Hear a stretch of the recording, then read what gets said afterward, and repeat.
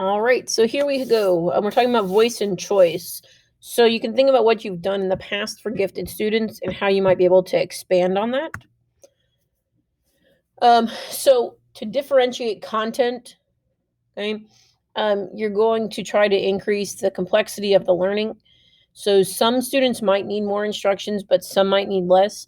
Again, that's going to be a little bit difficult when we're doing these online courses here at the beginning of the year. But once students get back into your classroom, you should be able to work with them and see where they're really at and what they need on different topics. Okay. Also, one thing that you could work on is pre-assessing students' skill and knowledge, then match learners with appropriate activities.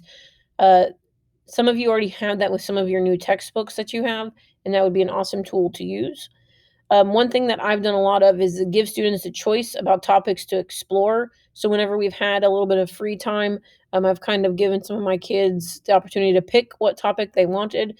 And this year we're going to be doing some more historically relevant in issues in mathematics. And so that should give some of those kids an area to focus on that they might be having more interest in. Um, some of them need to be purposely assigned to students. So if you know that one of the students in your class is really into medieval literature and you're assigning group assignments, well, you might purposely give that topic to that student so that you know that they're going to be into it and give it all they have. Okay, so the process is the way that you teach, okay, to reflect the learning styles. We've been working on that a lot here at Grant, and so that's just something that should naturally happen is that you um, might modify the practices by adding complexity to them. So a lot of you in your rubrics, you might have like an extra level that would allow those students to show their creativity, where the students who are not gifted would still earn credit, but you're naturally just giving them the ability to exceed the expectations that you have and to be creative in the process.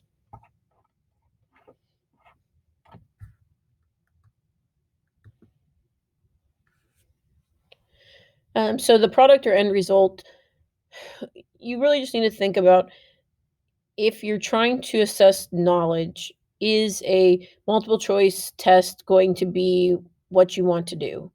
I mean, we're just all so used to it, but now, especially with going online, that may not be the best option. And instead, you might want to allow students to have what they call choice boards, where they can pick the way that they model their learning. And this works for gifted students. Okay.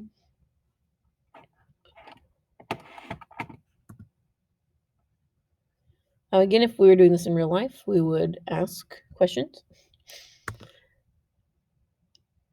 We are not going to take the assessment.